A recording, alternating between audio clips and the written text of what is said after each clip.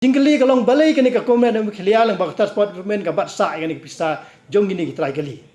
Meghalaya's RTI activist Dispar Singh Rani today informed that the Northeastern Council has given an amount of 22 lakh rupees to the state government for payment for hiring of vehicles during the visit of Union Home Minister Amit Shah to Meghalaya in January last year. Speaking to the media, Rani informed that from the right of information he came to know that the NEC has already released the money and the state government is yet to make payment for hiring of vehicles for this purpose. Tikanik jingwan yo Amit Shah kala pelong ya ka government of Meghalaya lang baka Meghalaya Tourist Development Corporation banwai kali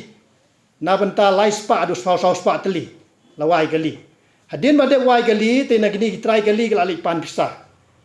Kalipan bisa ki ong ba ka NEC kampat release ka fon. Man ka por ha kalipan bisa na po ka transport department ka juba kalong ba kampat release ka fon na po NEC. Dikata ka jingom plane jongki ka pelong yang a banyarap ya kita kisau spa teli ke kali. Te hadin bangalap nglayale ada ka RTI ya po NEC ndai ka ba sngu komik ba sngu pla kalong ba kata ka jingong jongki 4 yo phone na po ni si ndai ka RTI report ka bangayo na po ni si la pentip sanga ba ka fisal adep ai siapa ka comment o Meghalaya lang ba Commissioner of Transport hadu R4R lak pra phukhandai hajar drius pa pratangka adep release ka ni pisa siya ka government of Meghalaya lang ba transport lang ba Commissioner jong transport tikane ka jing syukur bagi jing thok jong ka department lang baka transport department kalong ka ka bomla pediang namar ba kini ka brio elementar ting bomdon kamai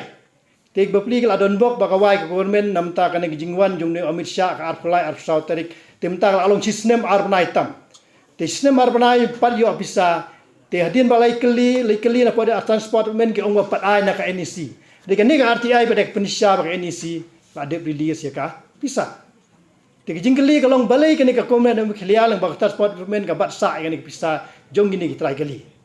Te hadian baka yo RTI tinggal paru RTI ka wish po ka transport department banbu jingkeli halor ka ne ka jing batsa yak bisa lang baka NEC ka bala release siya ka department.